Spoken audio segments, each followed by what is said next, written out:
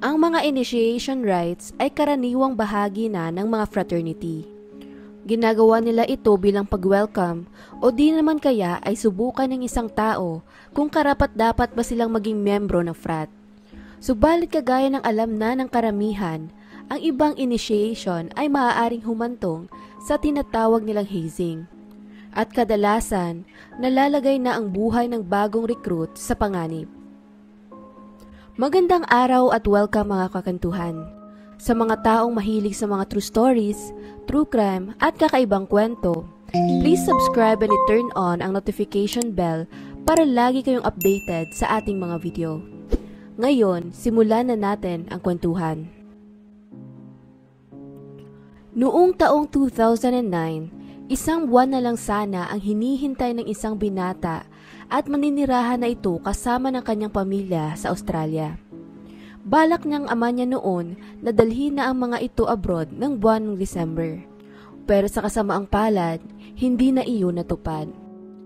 October 22, 2009, natanggap ng kanyang mga magulang ang masamang balita na napatay daw ito dahil sa hazing. Ating alamin paano humantong sa ganito ang buhay ni John Daniel Samparada. Masayahin, mapagmahal at mabuting anak. Ito ang paglalarawan ng pamilya sa 18 years old noon na si John Daniel Samparada o mas kilala sa palayaw na John John.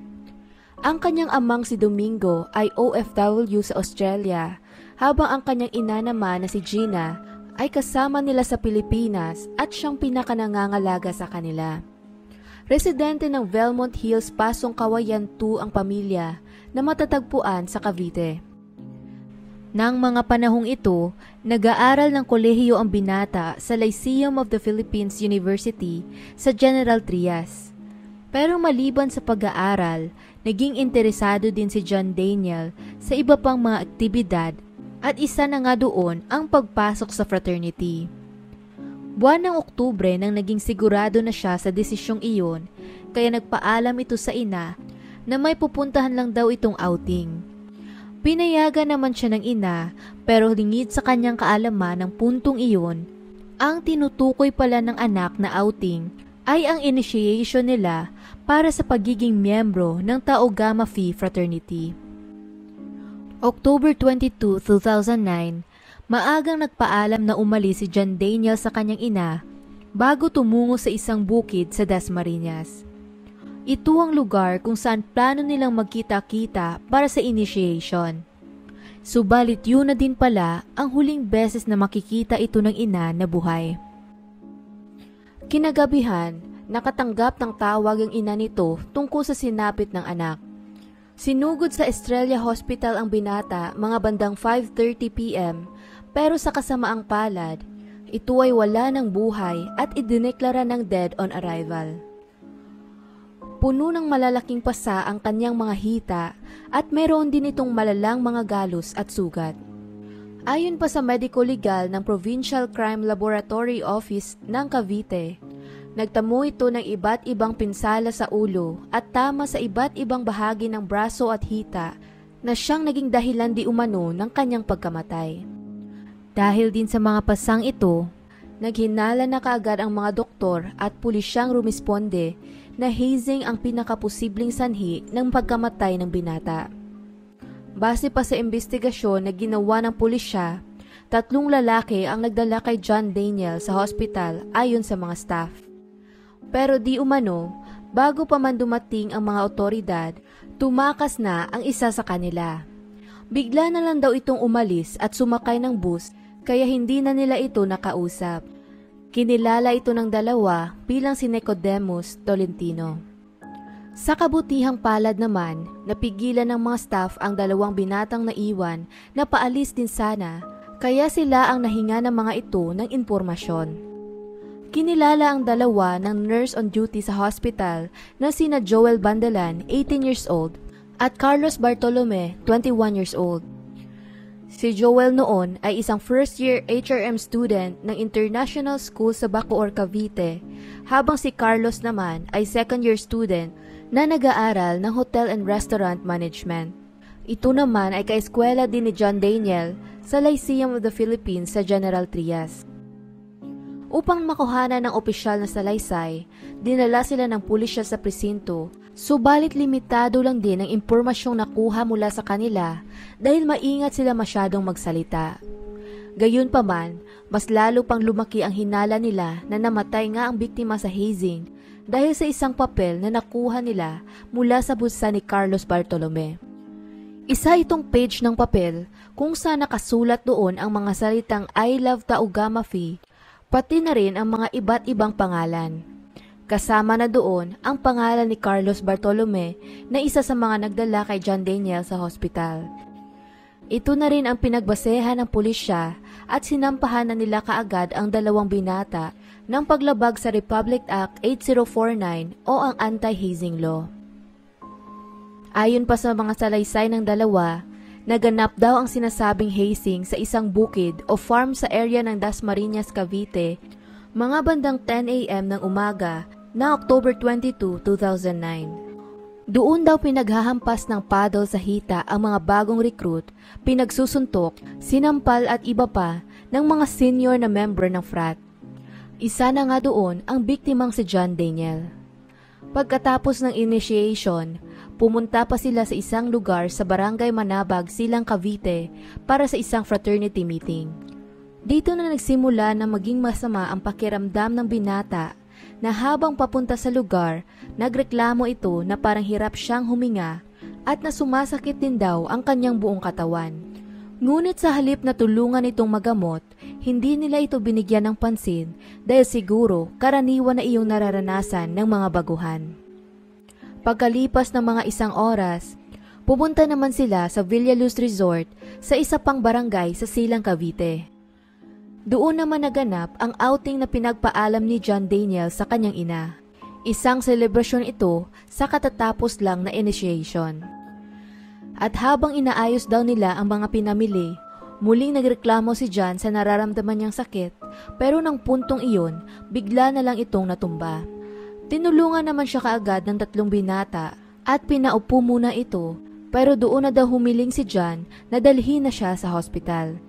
Nang sinubukan nila itong itayo muli, bumagsak siya sa pangalawang beses, kaya doon na sila nagmadaling isakay ito sa tricycle para maisugod sa hospital.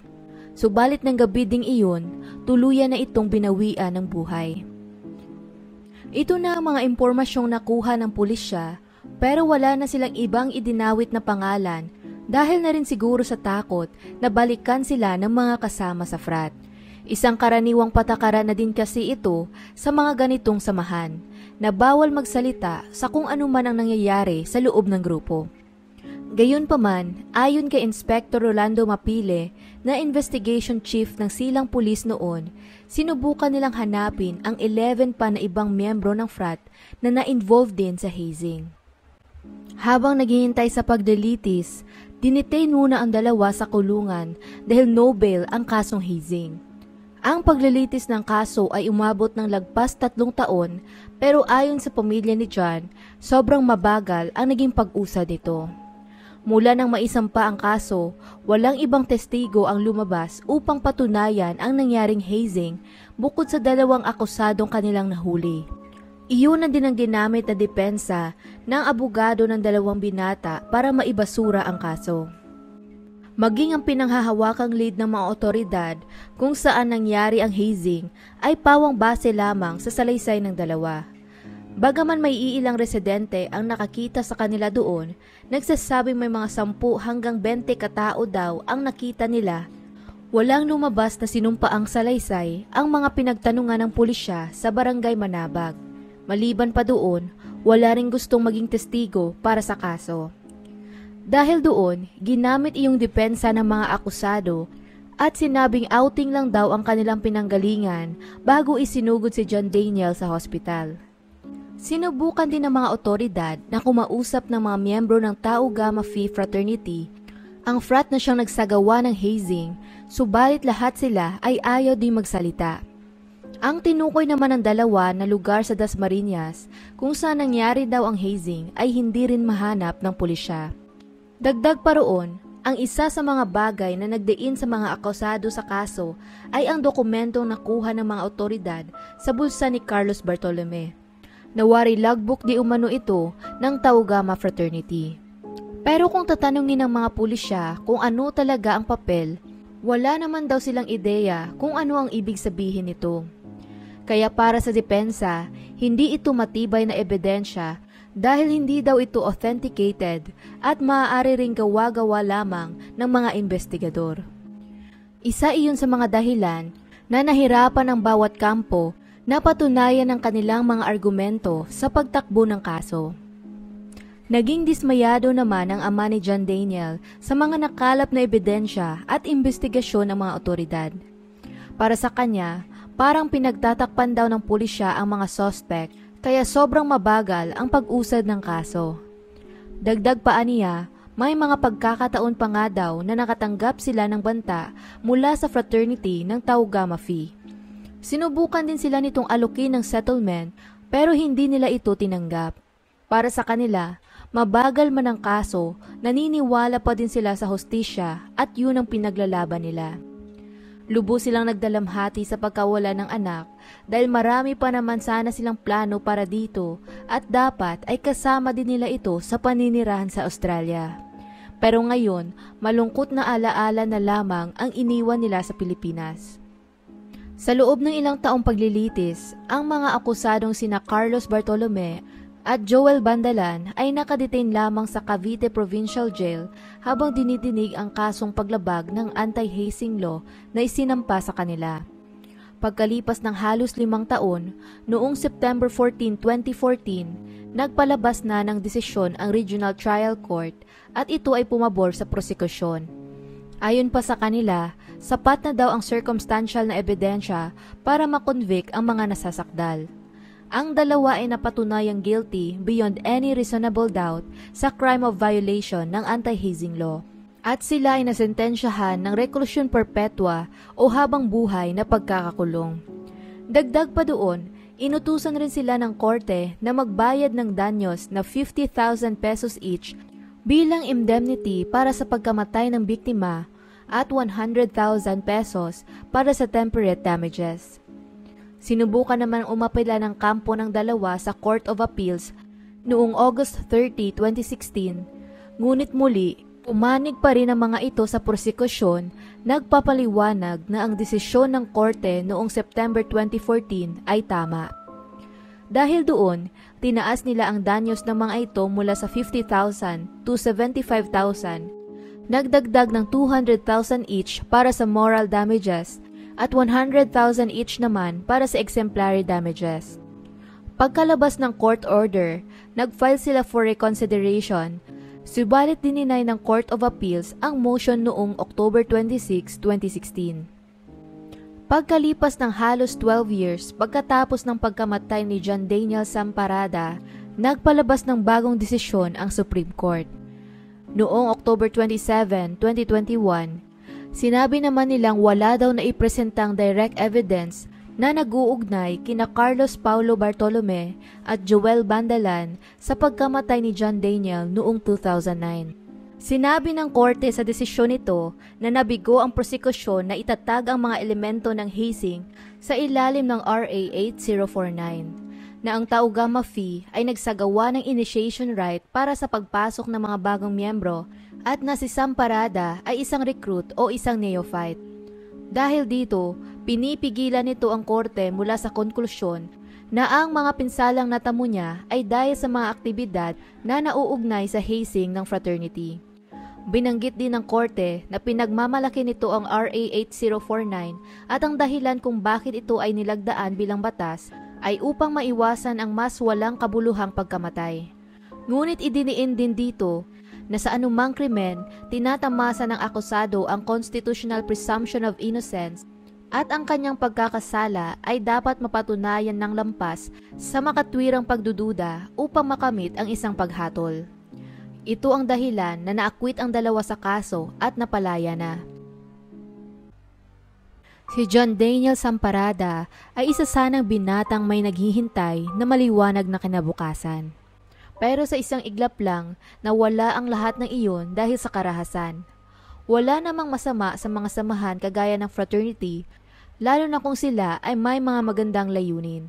Pero kung ginagawa lang nila iyon para sa status, kapangyarihan at pag-e-enjoy na makitang nasasaktan ng iba, dito na ito hindi nagiging tama. Maraming mga kabataan na ang nabiktima ng hazing at marami pa itong magiging biktima kung hahayaan lamang ng mga eskwelahan na magpatuloy ang mga ganitong klaseng aktibidad. Sana mamulat ang mga mata ng karamihan at mag-ingat ng mabuti sa pinapasok nilang mga grupo. Naway pahalagahan ninyo ang inyong buhay, lalo na para sa inyong mga pamilya. At hanggang dito na lang ang kwento natin para sa ngayon. Anong masasabi ninyo sa kasong ito? Kung nagustuhan nyo ang video na ito, maaari mong i-check ang ating channel para sa iba pang mga kwento. Muli, salamat sa inyong pakikinig at hanggang sa susunod mga kakwentuhan. Bago matapos ang video na ito, nais kong i-shoutout ang ating mga masugid na taga-subaybay sa ating channel, sang dako man kayo ng mundo. Salamat sa inyong suporta at I wish you all the best.